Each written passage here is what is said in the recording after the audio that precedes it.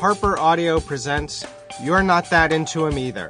Raise your standards and reach for the love you deserve.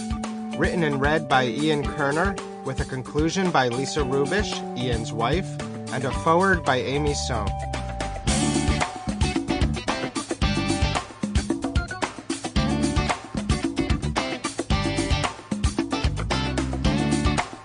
Foreword by Amy Sohn. I was sitting at a bar in my Brooklyn neighborhood waiting for a guy to show up. We had been dating about 2 weeks, and it was one of those semi-definite plans that can only lead to heartbreak for one of the parties. He had said he'd stop by at some point, and I said I'd be getting there at 9.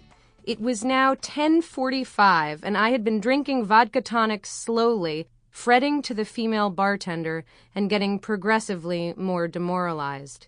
Maybe he hadn't said he'd definitely come by. Maybe he'd said he might, which was a totally different thing from would. Maybe he'd said he'd do it at the end of the night and not the beginning, in which case I couldn't even be legitimately annoyed. But I knew I wasn't deaf or stupid, and I remembered very clearly what he'd said. "I'll definitely come by after work." He worked late sometimes, but not this late.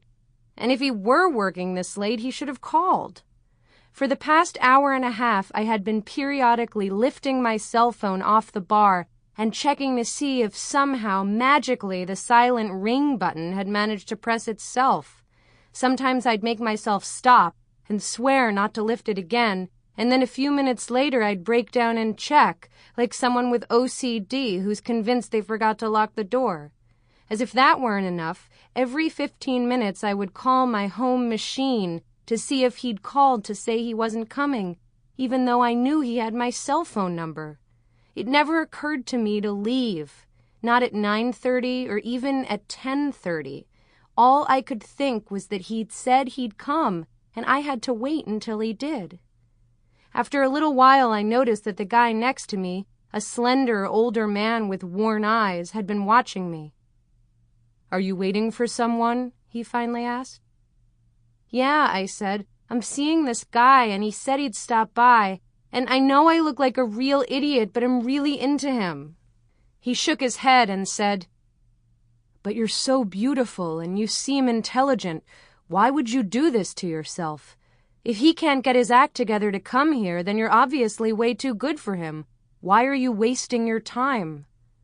I nodded contemplatively and then did what all girls do when struck with an insight this intense and on target. I ordered another vodka tonic and went out onto the sidewalk to see if... Sample complete. Ready to continue?